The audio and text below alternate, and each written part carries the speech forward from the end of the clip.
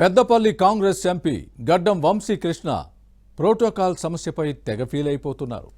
ముఖ్యమంత్రి రేవంత్ రెడ్డి సమక్షంలోనే అసహనం వ్యక్తం చేయడాన్ని ఎలా అర్థం చేసుకోవాలి? పార్టీ ప్రోగ్రామ్స్తో పాటు అధికార కార్యక్రమాలకు ఆహ్వానించడం లేదనే ఫిర్యాదులు ఎందుకు వస్తున్నాయి?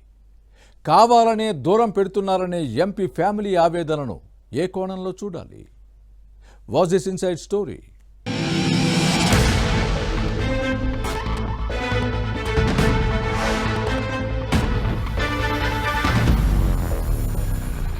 తెలంగాణలో ప్రోటోకాల్ సమస్యలు రోజురోజుకు పెరిగిపోతున్నాయి.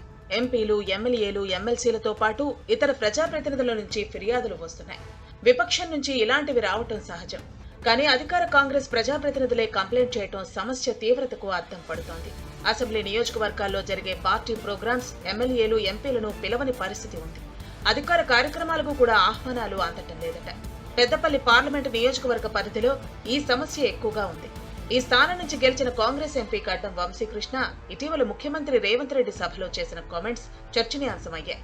ప్రోటోకాల్ పాటించినా పాటించకపోయినా అభివృద్ధి కార్యక్రమాల శంకుస్థాపన, ప్రారంభోత్సవాలకు తనను పిలిచినా పిలవకపోయినా వస్తానన్న ఎంపీ వ్యాఖ్యలు సోషల్ మీడియాలో వైరల్ అయ్యాయి. పెద్దపల్లి పార్లమెంటు పరిధిలోని 7 అసెంబ్లీ నియోజకవర్గాల్లో కాంగ్రెస్ ఎమ్మెల్యేలు ఉన్నారు. మంథని నుంచి ప్రాతినిధ్యం వహిస్తున్న శ్రీధర్ బాబు మంత్రిగా కొనసాగుతున్నారు. నియోజకవర్గాల్లో జరుగుతున్న కార్యక్రమాలకు ఎంపీని ఆహ్వానించకపోవడంపై అసహనంతో ఉన్నారు. శాసనసభ్యుల తీరుపై అసంతృప్తి వ్యక్తం చేస్తున్నారు. పెద్దపల్లి హస్తం పార్టీ ఎంపీ వంశీని ఎమ్మెల్యేలు ఎందుకు పట్టించుకోవటం లేదన్న అంశంపై పొలిటికల్ సర్కిల్స్ లో హాట్ టాపిక్ గా మారింది.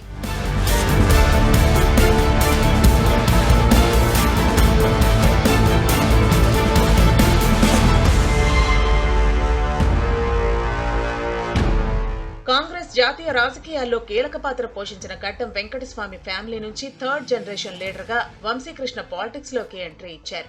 వంశీ తండ్రి వివేక్ చెన్నూరు కాంగ్రెస్ ఎమ్మెల్యేగా ఉన్నారు. ఈయన 2nd జనరేషన్ లీడర్. వంశీ పెదనాన్న వినోద్ బెల్లంపల్లి కాంగ్రెస్ శాసనసభ్యుడిగా కొనసాగుతున్నారు. ఈ 2 చోట్ల ఎంపీకి మంచి ప్రయారిటీ ఉంది. కానీ 5 అసెంబ్లీ నియోజకవర్గాల్లో సరైన ప్రాధాన్యత దక్కటం లేదట. పార్టీ కార్యక్రమాలతో పాటు అభివృద్ధి పథకాల శంకుస్థాపనలు, ప్రారంభోత్సవాలకు ఆహ్వానించడం లేదని టాక్. శిలా ఫలకాలపై పేరు పెట్టడం లేదు. నాన్న వివేక్, పెదనాన్న వినోద్ కూడా ఈ విషయంలో హర్ట్ అవుతున్నారు. పార్లమెంటు సభ్యుడిని చిన్నచూపు చూడటం ఏంటని ప్రశ్నిస్తున్నారు. అసెంబ్లీ నియోజకవర్గాల్లో జరిగే ముఖ్యమైన కార్యక్రమాలకు ఆహ్వానించకపోవడంపై వంశీకృష్ణ అసంతృప్తితో ఉన్నారట. 10ల సంఖ్యలో ప్రోగ్రామ్స్ జరుగుతుంటే 1-2 కార్యక్రమాలకు మాత్రమే మొక్కుబడిగా పిలుస్తున్నారన్న ఆవేదన కనిపిస్తోంది.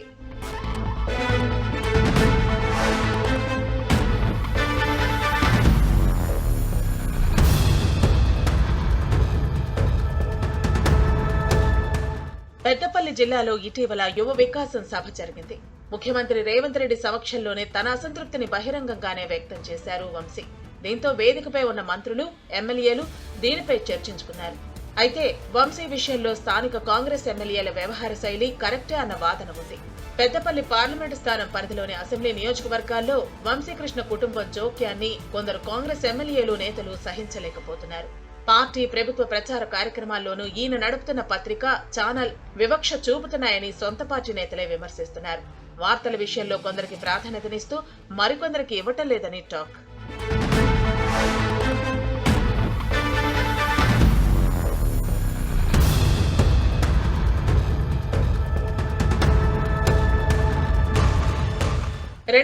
లో పెద్దపల్లి నుంచి కాంగ్రెస్ ఎంపీగా గెలిచిన వివేక్ తెలంగాణ ఉద్యమంలో కీలక పాత్ర పోషించారు.